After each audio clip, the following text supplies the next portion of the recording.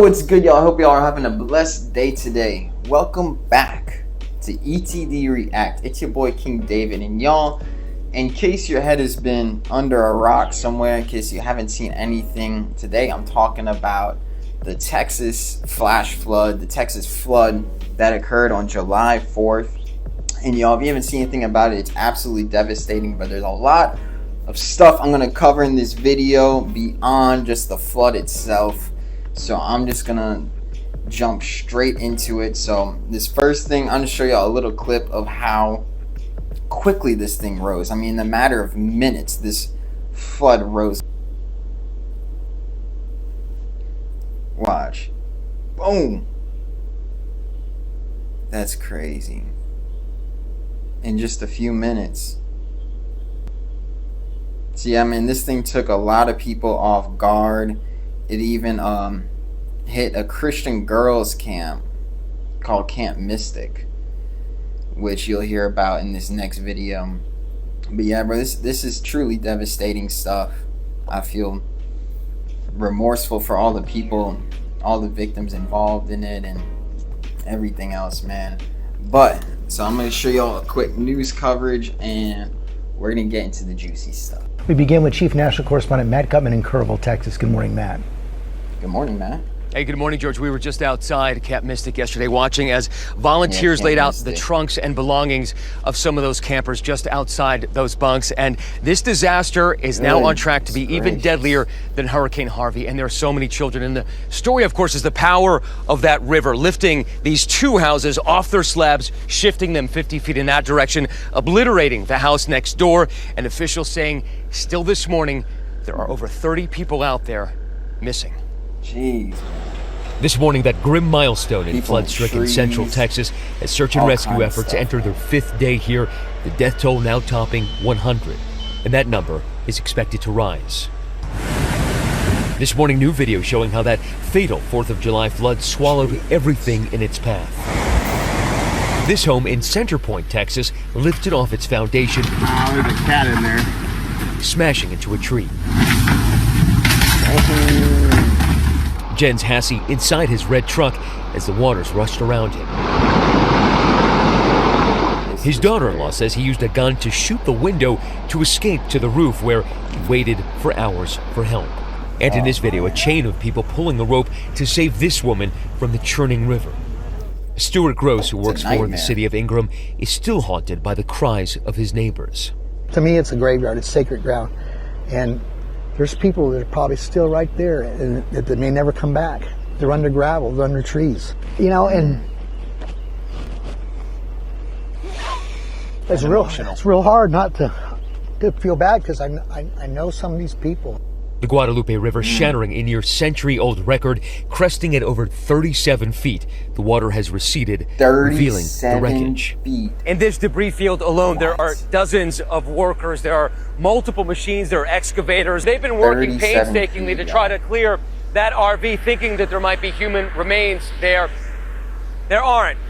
But what is happening here is that there are debris piles like this extending for dozens of miles along the banks of this river here. It's a river famed for the camps on its banks, like Camp Mystic.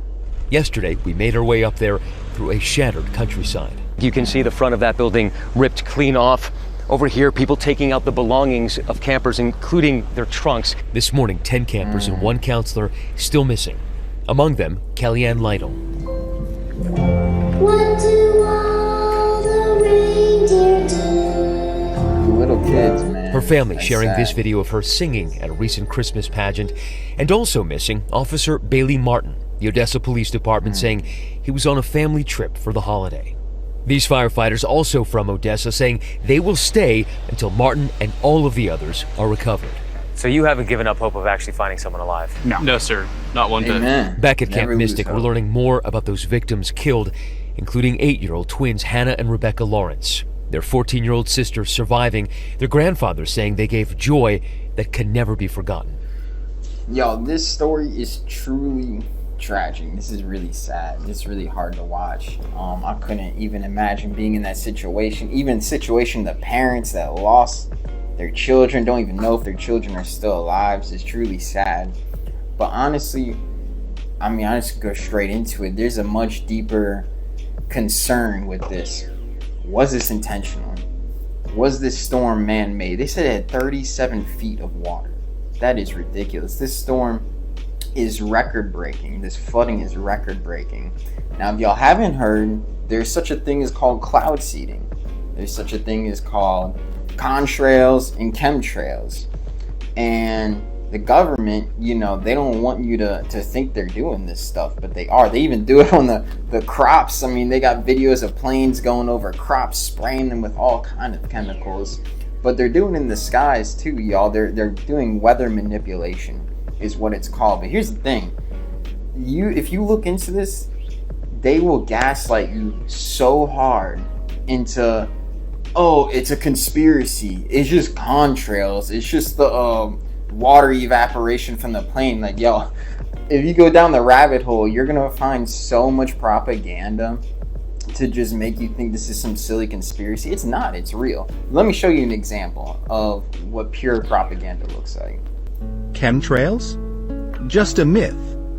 Those white trails left by airplanes are called contrails, short for condensation trails. They form when hot, humid engine exhaust meets cold air at high altitudes, creating ice crystals. Conspiracy theories claim these trails contain harmful chemicals sprayed intentionally into the atmosphere. Right. But scientific studies from credible sources like NASA and the EPA show no evidence of secret chemical spraying. Right. Sure, concerns about air pollution from planes are real and valid, but the chemtrail theory? It lacks credible support and isn't backed by science. So, next time someone mentions chemtrails, remember, it's a conspiracy theory, not a proven fact. Stick to the science. Okay. Right, bro. The gaslight is so hard. Talking about, oh, the next time you hear about this, remember, it's just a conspiracy theory. Listen to the science. Listen to the facts. Listen to our credible sources like NASA. They would never lie to us. What more do I have to say? The rabbit hole goes deep, y'all. There's so much I can talk about, so much I could dive into, but we don't have enough time for that. So let me go into a video where basically they're talking more about chemtrails, and I'm just gonna show you. From UFOs to ghost and psychic powers, history is riddled with unexplained events. You can turn back now or learn the stuff they don't want you to know. I want to know.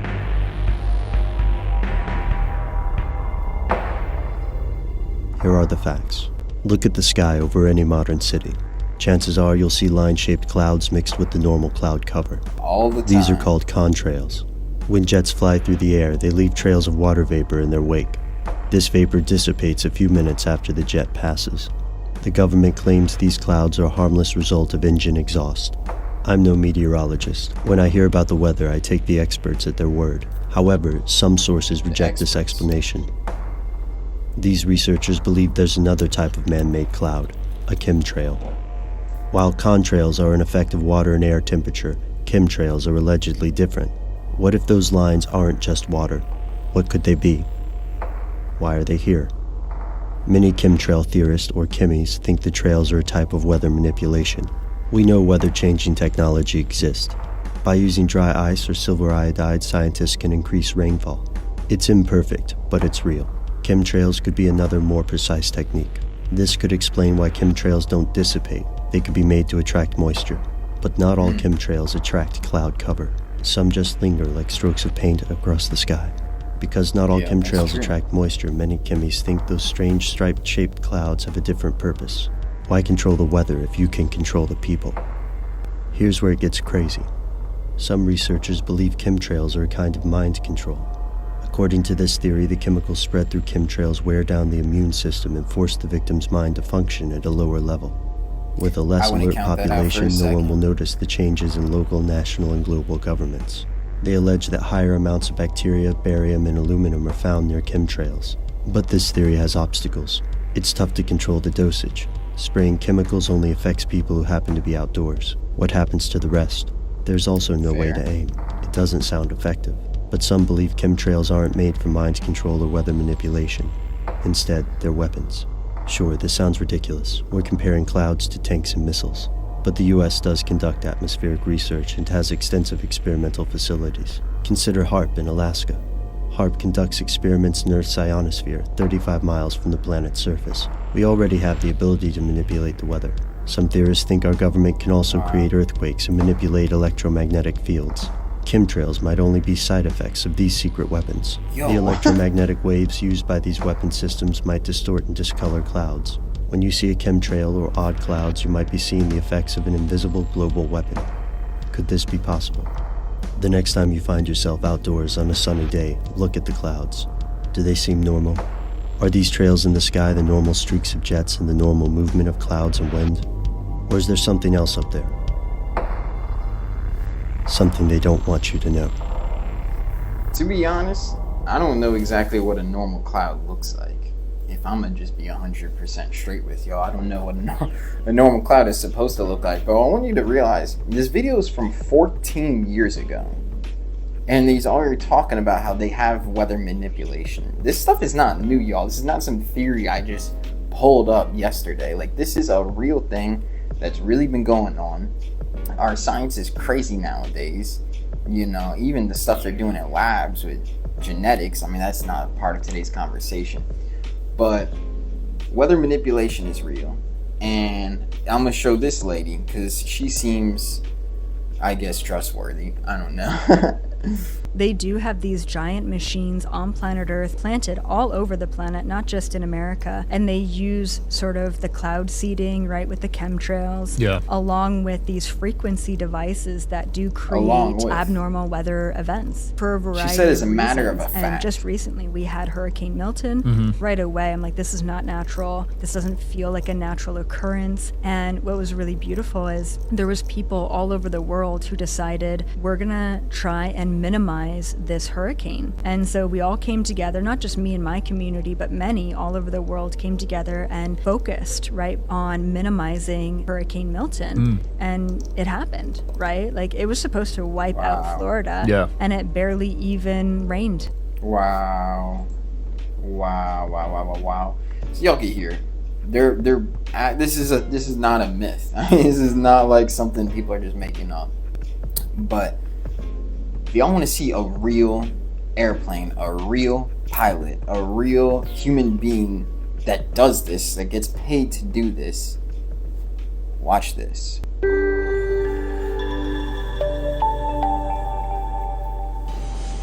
Hey everyone, it's Paul Bertorelli. I'm reporting from Hondo, Texas, and I know you've heard all about chemtrails. Well, I caught a chemtrail guy red-handed. We're going to talk to Umberto Vivanco about cloud seeding. He's a cloud seeding pilot. And this video is from 5 years Umberto, ago, y'all. This is your cloud seeding airplane. Keep that in mind. Tell us a little bit about it. Well, this is a Piper Comanche 250 carbureted, and it's been rigged with the flare rack for cloud seeding purposes. So nothing else is really out of the ordinary, you know, from the plane aside for that and the button to ignite. Okay, so let's look at these things. So these are individual flares. Yes. And tell us about the material that you spray in the cloud. It's basically just silver iodide. It's injected into the cloud. Well, the cloud will actually suck it up from the airplane once you engage, and it'll just, it's a condensation nuclide. It'll just kind of collect more moisture and hence more the rain. We don't make the rain, we just help it rain more. Just help it rain more. Okay. Now we're in Texas where the season runs, I think you said, from spring into the fall? Yes, so about early April to late September is mainly the heavier period. And how often will you fly? Well, it really depends. Last week I did about 3 missions. This week I think I'm going to do maybe 1 or 2. And there are weeks where we don't. You know, it's just dry. We have a high pressure system flowing through, and it just really kills off any moisture in the area. So it really depends on what Mother Nature provides. And how does it work? How does a typical mission work?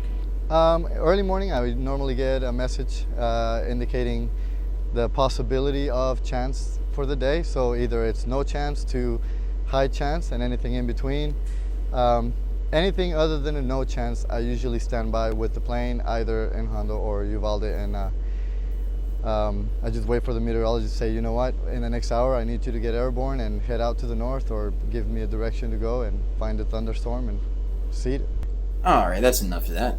So as you can see, these are real people with real jobs, real airplanes, real contraptions that go onto the airplanes to spray real chemtrails. Now this dude, I already forgot what he said. It's some kind of iodide thing that he sprays. Sounds harmless, maybe, I don't know.